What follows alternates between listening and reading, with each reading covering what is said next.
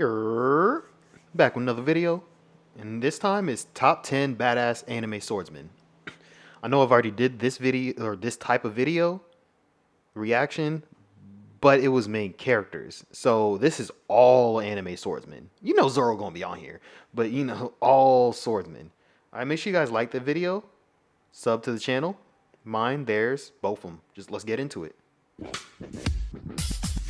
You know it's top 10 anime.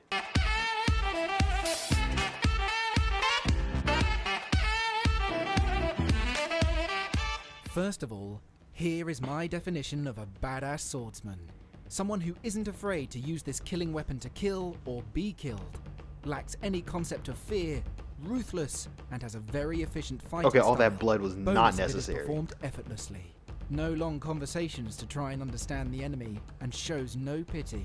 I guess it wasn't It's necessary. You also did cut off a important that whole the sword head. is used as a sword and does not turn into petals or fire like in Bleach.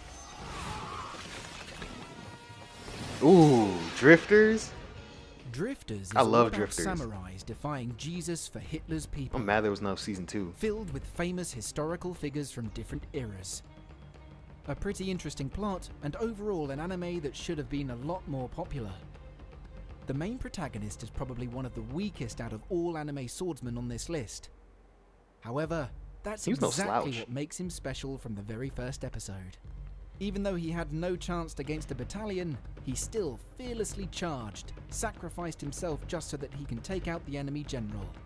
He is level-headed enough to know he is not going to win against a battalion, so he prioritizes the enemy general's head instead, and dies with a smile.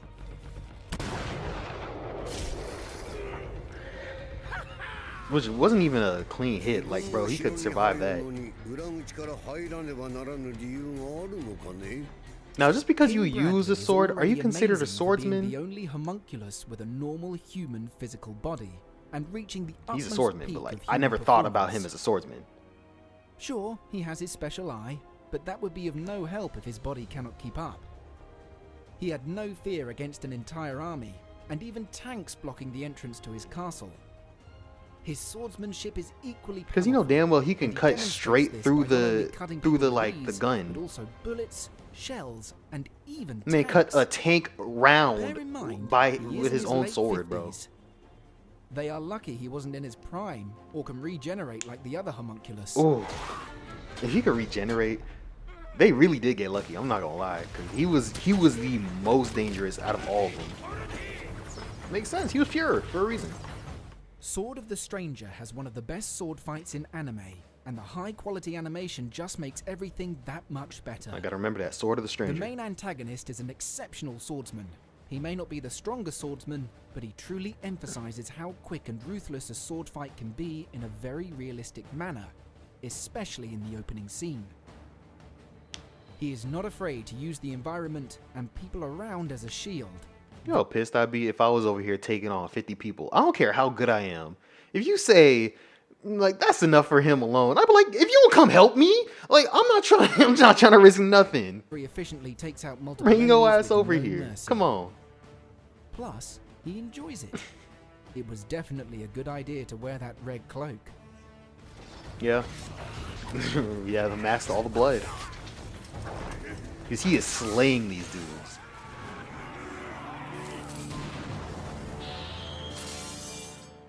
Afro is probably at the pinnacle of quick and ruthless deaths by the sword.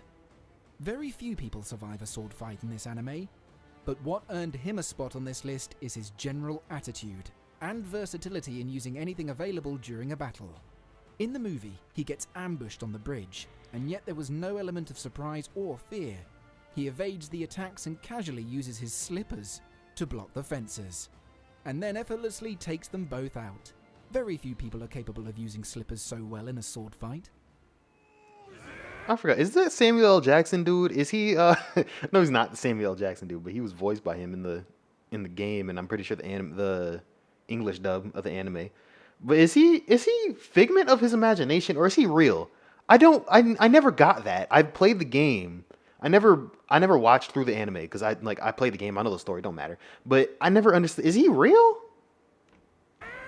This one time he just shows up, old ass man, looked like him. I'm like,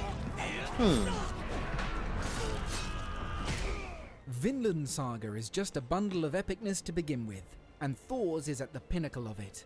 He quickly took out so many enemies without breaking a sweat. In fact, it seemed like he was bored because that's how easy it was for him. On top of his sword skills, he is incredibly strong. He just casually He is just hops from slicing one them enemy up. ship to another, wiping out everything in his path. On later episodes, he became more docile as he stopped killing, but he was still impressive to be able to knock out 30 plus people without killing them. Controlling your strength against enemies who are trying to kill you is no easy task. However, him becoming softer had some serious consequences on episode 4. 4.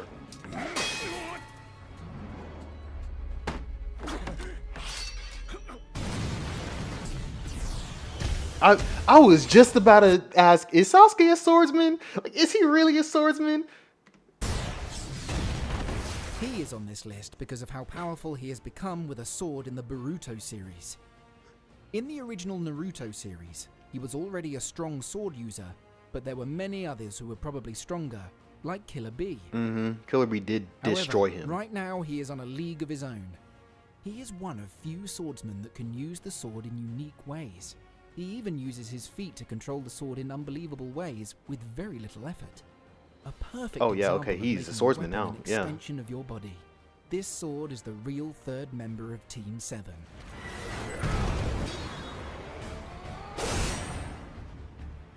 When did he learn how to use a sword? Like, I want to see that. Sasuke was like, he was so much. His side of the story was so much Guts more is just interesting than simply Naruto's. badass in every sword fight. There were 2 occasions that were particularly impressive. 1. Taking out 100 men with a sword that's ridiculously heavy. 2. Cutting off his own arm to reach Femto, bearing in mind that he used a broken sword. In both cases, he is the embodiment of fearless. He was known to be a strong character from early on, but little did we expect him to be able to defeat 100 men all by himself. I'm not even gonna talk about what I just saw. That was. In people and chops them down one by that didn't one even was need to an be here. epic feat. Hope to see more of the manga animated. Oh yeah. This captain may be short, but extremely powerful. He takes out both people and titans with ease. A character that would have ended this anime in season 1 if he had been the main character. But see, now we got a problem because there's only 2 entries left. His swordsmanship was only. I didn't do that. we got two entries left, and I can only think of 2 people. But I have a feeling that they're gonna throw somebody else on this list because I can only think of Zoro and Kenshin, and like I have a feeling they gonna leave one of them off, particularly Kenshin, because not only did he have lightning, I'm pretty sure he was reactions pretty to low on dodge all those the other obstacles list. while traveling at incredible speeds, he was I can't eliminating even people remember at with this a point. single strike. I'm not even sure he can be called fearless when he is never really in any danger, even against the Beast Titan. This explains why AOT has limited Or his Mihawk. appearance You to can a honestly minimal, put a so Mihawk that there other too. characters can shine. Zoro had more screen time. Because I didn't expect Sasuke or Levi to be on this list. Be honest, 100%. Yami, so yeah, I don't know about this. You never know if Yami is at his limit or not, no matter who he is fighting, even if it's someone stronger. Yami makes it seem like he is in control. Even when he is trapped in a separate dimension, he can just say to himself, "Surpass your limits." And his grimoire responds with a new move to cut through dimensions. Okay, I did forget he did cut through that spell that trapped him and defeated Yami, a powerhouse. Fighting Yeah, I against someone completely with forgot equal about strength or Yami. Stronger, he has the time to make jokes, to the point to which it seems like he is making a mockery out of his opponent. Only this isekai protagonist can give off the impression of superiority, even when facing an enemy greater in strength. Is that Isekai? Because yeah, there's Zoro. Is that Isekai? Because that's Asta's world. That Asta grew up in that world. He's just not from the rich part. Thought that was transferred to a completely new world. Finally, we have Zoro from One Piece. Everyone knew someone from One Piece would be here, which was either Mihawk or Zoro. Like, Many top 10 anime swordsman lists have Mihawk as number 1, and logically speaking it makes sense, since he was strong enough to take out Zoro with a butter knife. But yeah. Zoro has become incredibly strong over the years, And way more since screen this is time. a list of the most badass anime swordsmen rather than strongest, then Zoro fits the list better than any other from One Piece. Some of his achievements include cutting an entire ship in half, accidentally, Yep.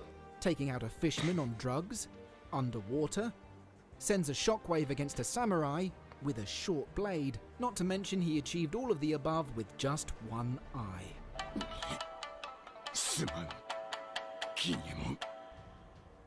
That concludes this top 10. Who was your favorite swordsman? Zoro's so badass. I'm not gonna lie. Did you see? Like, he gonna drop him real quick. That concludes this With that little ass top sword. 10. Who was your And he gonna favorite flip. He gonna flex. Look at look at you turn around like that. He gonna flex on him. He gonna like, what? What y'all gonna do? I only need I need a toothpick to kill y'all. That's all he gonna have to do. I'm gonna get out here before I start nerding out over Zoro. I was here to see Zoro rule. Oh yeah, I didn't even think about Levi. Straight up. Ooh, Gintoki is missing. There are a lot of swordsmen. I definitely forgot about Gintoki. Yeah.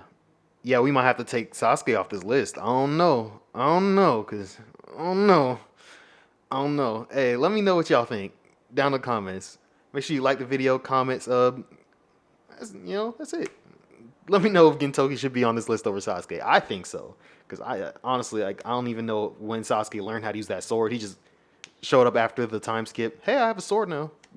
And he just good with it. So, I don't know. I'm out. Peace.